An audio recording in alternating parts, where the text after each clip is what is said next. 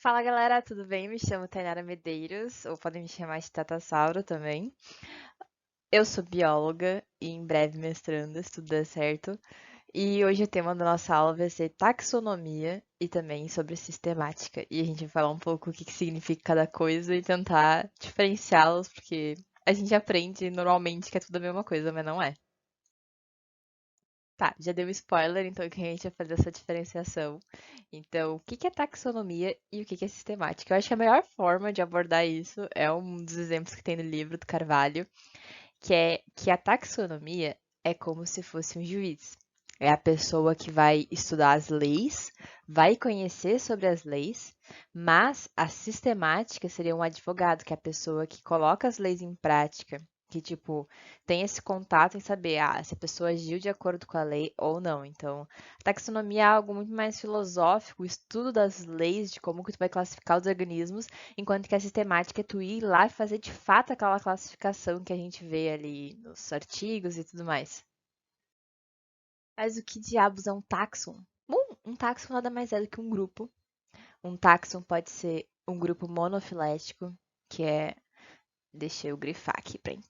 Um grupo monofilético é um que tem, tipo, os mesmos descendentes. Então, isso aqui pode ser um táxon, isso aqui só pode ser um táxon, isso aqui pode ser um táxon, esse todo aqui também pode ser um táxon. Acho que deu para entender como é o que que é um táxon, né? É um grupo. Então, qualquer grupo a gente chama de táxon, é um nome chique. E o que que os táxons eles refletem? Eles refletem nada mais, nada menos do que a evolução. Inclusive, é interessante grifar aqui, tem alguns lugares que vocês vão encontrar o plural de táxon como sendo taxa, que daí é o plural lá do latim e tudo mais. Já tive altas discussões sobre usar esse termo ou não, e a resposta que eu tive é que a gente já tem uma palavra em português para fazer o plural, que é táxons. Então, usa táxons. Então, mas caso queira ser super, hiper, mega chique, falar ali certinho, conforme o latim, usa taxa. Mas por que que, né, classificar e saber as posições de cada organismo é importante para paleonto? Por que que a gente tem que estudar isso? Bom, eu acho que é meio óbvio, mas caso não seja óbvio, se não fosse pela sistemática, a gente teria só pedras bonitas. Seriam pedras com formatos de bichos. Quais bichos? Ninguém ia saber, porque ninguém ia ter se importado em classificar lá e fazer toda a sistemática e tentar anteriormente entender toda a taxonomia para saber aonde colocar aquele organismo encontrado. Então, essa é a parte importante de por que que a gente classifica os fósseis também, porque eles são organismos, organismos que foram vivos em algum momento no passado. E se não fosse por esse esforço aí muito grande que os sistematas fazem, a gente seria só pedras bonitas. Então, embora o trabalho em campo e o trabalho também de fazer a preparação do fóssil seja muito importante, poxa, o trabalho também da galera que está ali classificando, determinando que espécie é aquela dali, também é extremamente importante. E isso é uma das coisas, principalmente para organismos vivos, que falta muito. É a galera que vai fazer taxonomia e sistemática, porque essas são áreas que não atraem mais. Na paleonto é mais comum, porque geralmente aqui no Brasil, quem faz o campo é também a pessoa que prepara e é também a pessoa que vai descrever o fóssil. Só que lá fora, às vezes, não, essas funções são separadas e aí não chama tanta atenção essa parte de classificação. Mas vamos começar a entender de uma forma bem didática e ilustrativa como que é a ideia, então, da sistemática.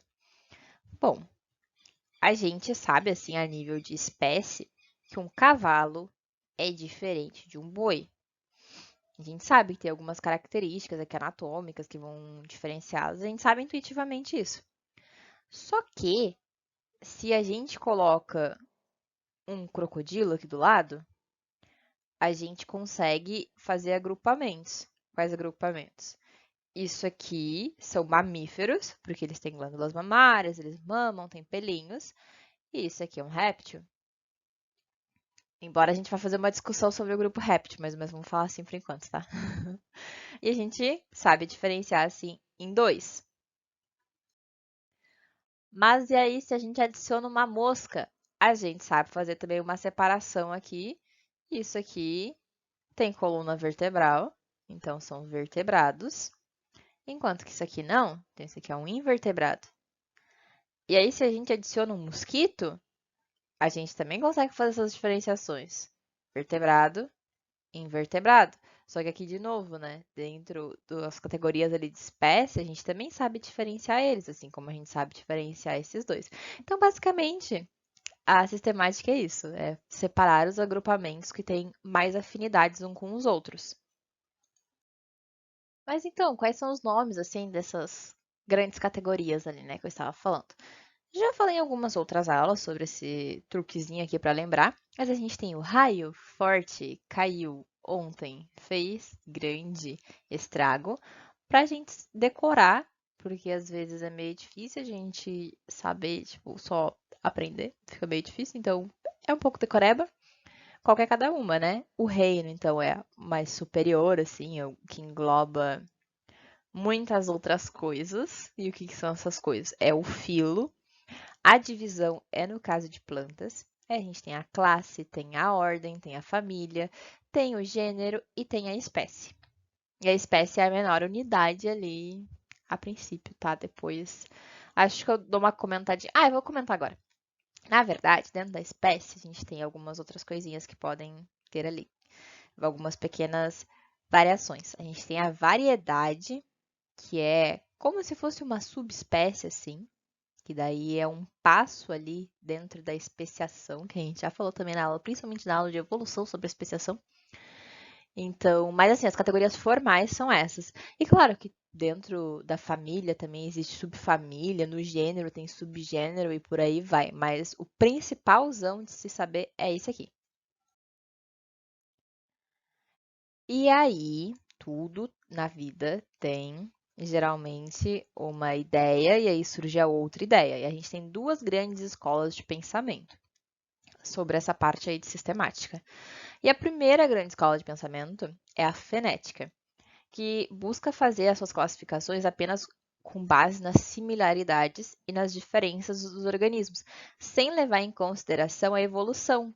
Então, eles não se importam muito se qual está descendendo, qual que é descendente de qual, e por aí vai. É só tipo, ah, isso é semelhante com isso, então isso aqui tem que ser agrupado assim. E aí eles têm uma ideia também que os computadores são muito melhores que os humanos para fazer, e aí eles geram matrizes ali, e aquelas matrizes são agrupadas em matrizes semelhantes para eles dizerem qual que é a melhor hipótese ali para dizer agrupar aqueles organismos. E, bom, é uma ideia meio esquisita, né? Tentar agrupar sem levar muito em consideração a evolução, mas era esse o pensamento há um tempo atrás, e é uma escola de pensamento que algumas pessoas ainda seguem.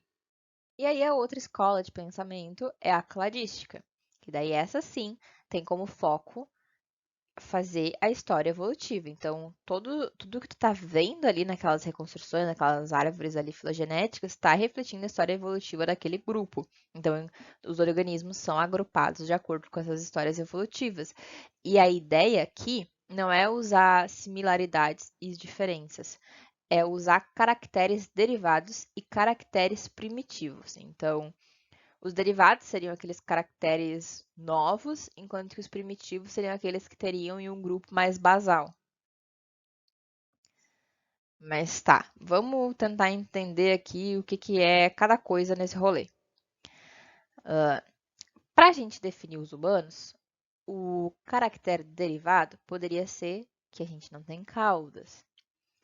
Para tentar definir ali o grupo de primatas, a gente poderia utilizar como caractere derivado o polegar opositor e a estereovisão. E por aí vai. E assim, em relação ao grupo dos primatas, ter pelos e glândulas mamárias é um caractere primitivo, porque todos os outros mamíferos têm. A gente não é a nossa novidade evolutiva que vai nos definir. Então, basicamente é isso, essa ideia do caractere derivado do caractere primitivo. E a gente tem uns termos chiques aí para dizer caractere derivado, caractere primitivo, que é o plesiomorfia, que é esse caractere primitivo, e o apomorfia, o caractere derivado. E uma simplesiomorfia é quando esse caractere primitivo é compartilhado com vários organismos ali que estão sendo analisados, e uma sinapomorfia é esse caractere derivado que é compartilhado por uma série de organismos.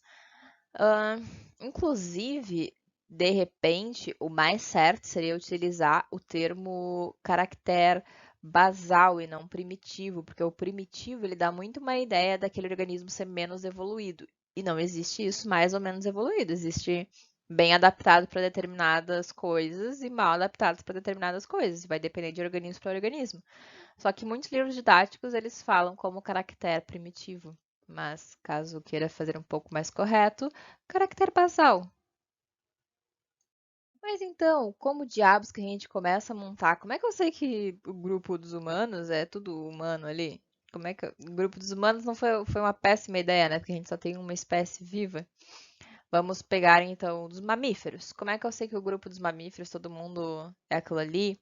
Bom, eu basicamente vou pegar uma coisa que eu vou chamar de grupo externo, que é o organismo que vai ter os caracteres mais basais, e vou comparar com cada organismo ali do grupo que eu acho que é de mamífero e ver se ele tem aqueles caracteres basais ou se ele vai ter os caracteres mais derivados. E aí é isso que é a importância do grupo externo, é só uma fonte de comparação, e essa fonte de comparação vai ter esses caracteres basais.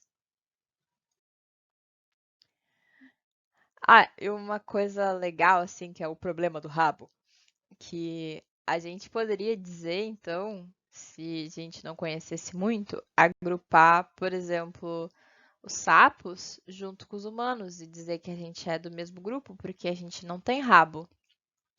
Só que isso a gente chama de homoplasia ou convergência, que é quando a gente tem, tipo, foi uma novidade ali ter rabo.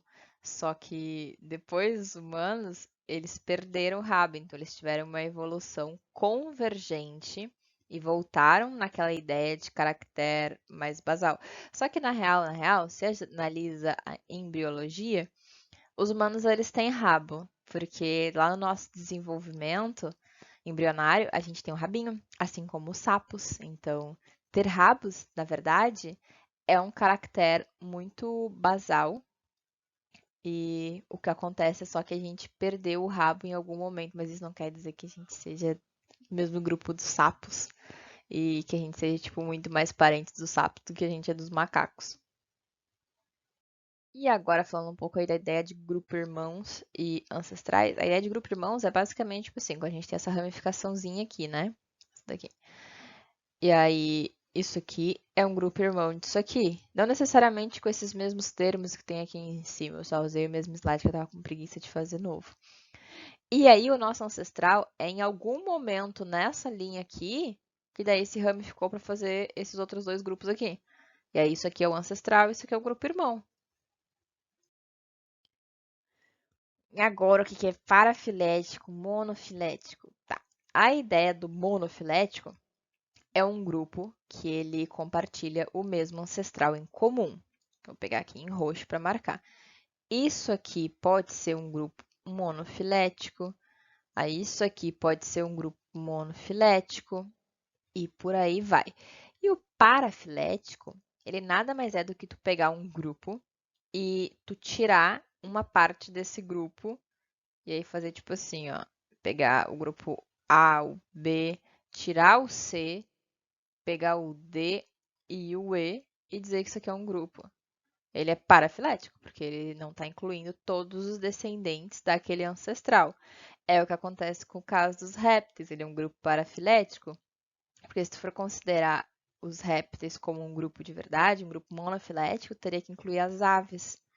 E aí essa é a problemática ali do grupo dos répteis, que eu já tinha dado um spoiler. E o que que é polifilético? Polifilético é tu pegar dois organismos que eles não são relacionados e aí agrupar eles, tipo assim, eles não têm o mesmo ancestral em comum e tu agrupa eles dizendo que é um grupo. É a mesma coisa que pegar, sei lá, uma baleia e um peixe no sentido, sei lá, o Nemo, pensa no Nemo. Eu não sei a espécie do Nemo, mas pensa no Nemo. Pegar uma baleia e o Nemo e dizer que é tudo peixe. Essa é a problemática do grupo dos peixes, porque a gente está jogando muita espécie num balaio de gato chamado de peixe. Ah, e aí, claro que surgiu uma galera aí meio hardcore, né, que é do Philo Code, que eles odeiam os grupos poliparafiléticos e a ideia que eles têm é que isso não seja mais ensinado nas escolas, as pessoas não precisem mais aprender a decorar essas coisas de parafilético e polifilético, e que tudo tem que ser baseado só em grupos monofiléticos, porque esses aí sim que refletem a evolução e tudo mais. Só que assim, é muito legal a proposta, só que é difícil às vezes tirar esse tipo de conhecimento que já está muito enraizado na sociedade, nas aulas. Mas é importante saber que tem essa diferenciação. Mas realmente não teria necessidade de a gente saber que tem essa diferenciação de poli, mono, parafilético, se fosse ensinado tudo como monofilético e todo mundo se referisse tudo como monofilético e as árvores filogenéticas fossem montadas todas como monofiléticas. Porque o único que reflete a evolução são os grupos monofiléticos. E aí uma ideia, né, de tipo assim, tem várias dúvidas de qual o melhor método para fazer essas distinções e semelhanças aí dos organismos. Como que a gente vai fazer? É por anatomia? É por sistemática molecular? Como é que vai ser feito? Eu trouxe aqui alguns nomes de como que é feita essa parte da sistemática molecular. Se quiser ir um pouco mais aprofundado nesse assunto, lê essa partezinha aí do capítulo do Protero. Vou deixar na descrição depois tudo.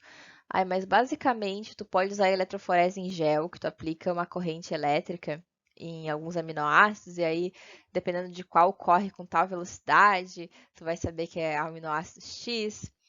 Tu pode usar métodos imunológicos, que é basicamente tentar ver quais que vão ter corresponder a certo anticorpo e umas coisas assim, ou os métodos cromossômicos, que é analisar os cromossomos ali no microscópio, por aí vai.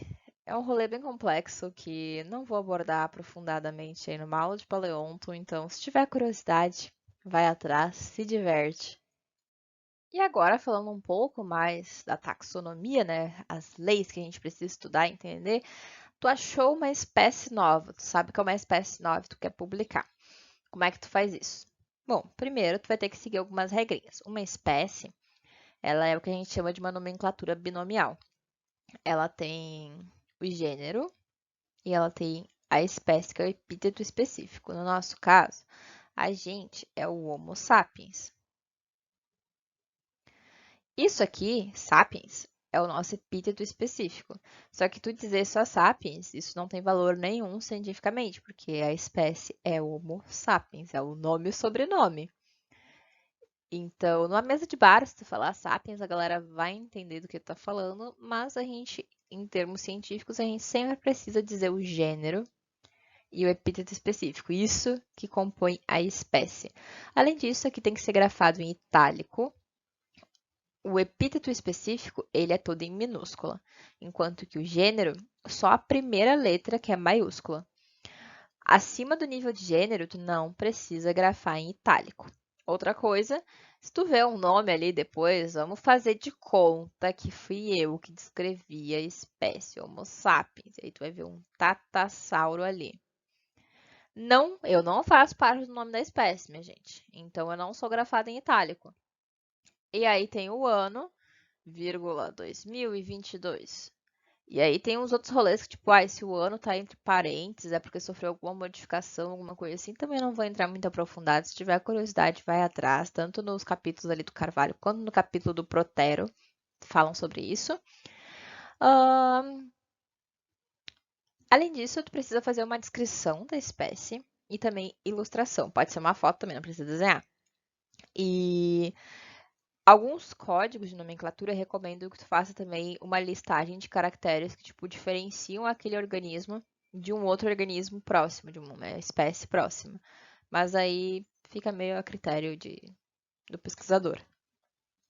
E algumas coisas aqui importantes dizer é o princípio da prioridade, que é assim, o primeiro autor que publicou aquela espécie, ele vai ter total prioridade de levar o nome dele ali como descritor da espécie.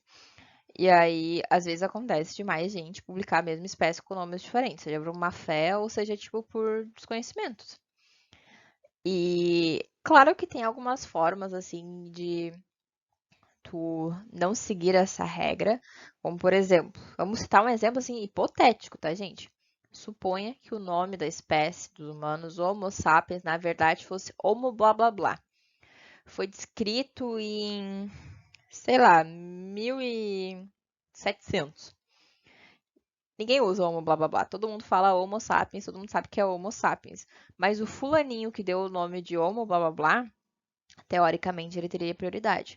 Só que como é um termo que ninguém usa e ninguém nem sabe, tem como dar uma burlada nessa regra. E às vezes, quando gera muita treta, pode ser que a galera chame um revisor, tipo assim, foi publicado as duas espécies ali, e a mesma espécie, na verdade, com nomes diferentes, aí pode ser que chame um revisor, e aí o revisor vai decidir ali quem é a espécie, quem é que vai levar o prêmio de ser a pessoa que descreveu a espécie. Além disso, a gente tem outros termos ali, né, que é a sinonímia, que é quando o mesmo táxon, ele recebe dois nomes diferentes, e tem a homonímia, que é quando táxons diferentes recebem o mesmo nome. E aí gera confusões também, e aí tem tudo um monte de regra, minha gente. Inclusive, dentro do princípio da prioridade, eu lembrei de um exemplo muito doido, que é tipo assim, se uma pessoa publica uma espécie no mesmo periódico, e aí outra pessoa publica também a mesma espécie no mesmo periódico, vai levar, tipo, a regra ali do princípio da prioridade vai para quem tem a publicação aparece primeiro. O que é uma coisa meio arbitrária, né? Vai ser muito por sorte quem vai aparecer primeiro ali no periódico. Mas é só uma curiosidade idiota. Mas beleza, tu foi lá, descreveu tua espécie bonitinha, com base em vários organismos no mundo ideal. Aí o que é cada coisa, o que é tipo? Primeiramente, a gente tem a série tipo, que é basicamente todo o conjunto que tu usou para fazer a descrição da tua espécie. Aí tem o holótipo, que é o topzera, o mais lindão, que vai assim para museu, coisa assim. E aí todo o resto a gente chama de parátipo. E aí, se tu não designou um holótipo, toda a tua série tipo, então, vai ser chamada de síntipo. E caso alguém posteriormente faça a designação de um holótipo, ele na verdade não se chama holótipo, ele se chama lectótipo. E caso o teu holótipo, depois de um tempo, por algum motivo, ele tenha se perdido, vão ter que designar um novo. Aí ele é o neótipo. Às vezes acontece, minha gente, às vezes os holótipos se perdem. Eu já vi casos desse tipo.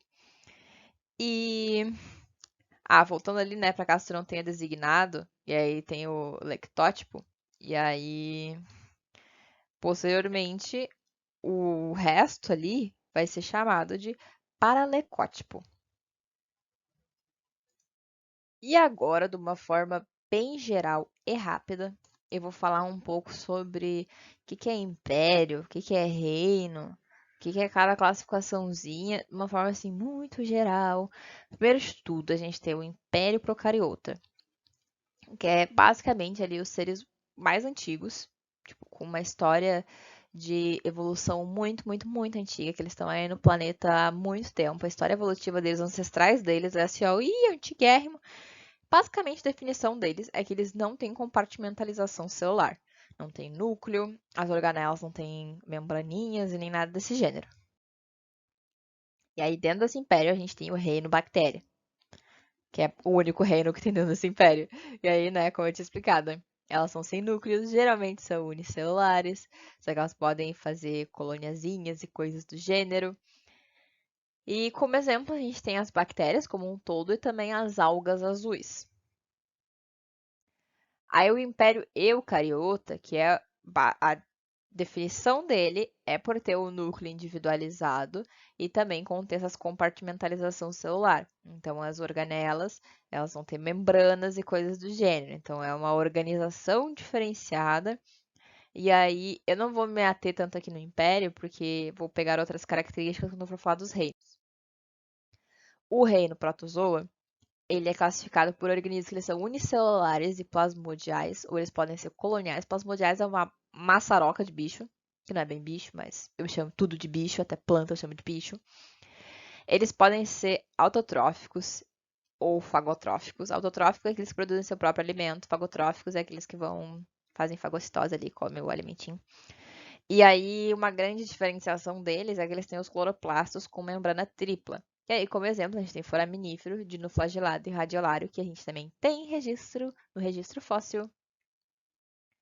Aí o reino animal, acho que é o mais de boa de explicar, que é o que todo mundo conhece, né? Que é multicelular, geralmente, né? A gente tem várias células para compor um organismo. E são heterotróficos, vai atrás do seu alimento. E aí tem várias formas de comer o seu alimento, não é só por fagocitose. O reino fungi, também todo mundo conhece, são os cogumelos. E aí a grande diferenciação deles é que eles têm a parede com quitina e eles são heterotróficos. Eu sei que parece muito doido, eu também achei muito doido, porque pelo menos na minha cabeça, não sei se na cabeça de vocês é isso também. Mas eu achava que ali os fungos, eles faziam fotossíntese, mas eles não fazem, eles são heterotróficos. Reino plantae também super fácil de entender, todo mundo conhece. Organismos autotróficos, ou seja, produzem seu próprio alimento. E a diferenciação deles ali em relação aos cloroplastos é que eles têm um cloroplasto com membrana dupla. E aí, né, gente, representante é as plantas, todo mundo conhece as plantas. E aí tem o reino cromista, que eles são autotróficos também, mas o que diferencia eles ali dos protozoas e também das plantas?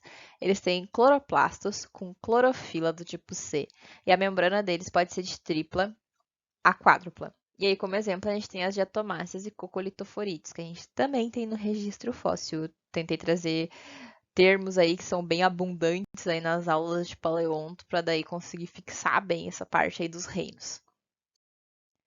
Ah, mas e o vírus? Onde é que entra o vírus? Cadê o vírus? Por que, que o vírus não tem um reino?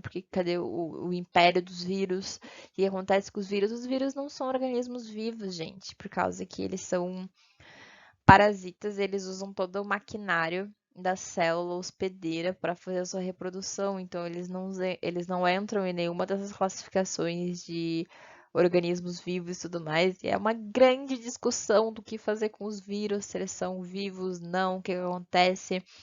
Mas as definições mais simples, as definições de vírus foram atualizadas. Não, brincadeira, as definições mais simples é essa, que eles são parasitas que utilizam o maquinário da célula hospedeira para fazer sua reprodução. Então, eles não entram em nenhuma das classificações.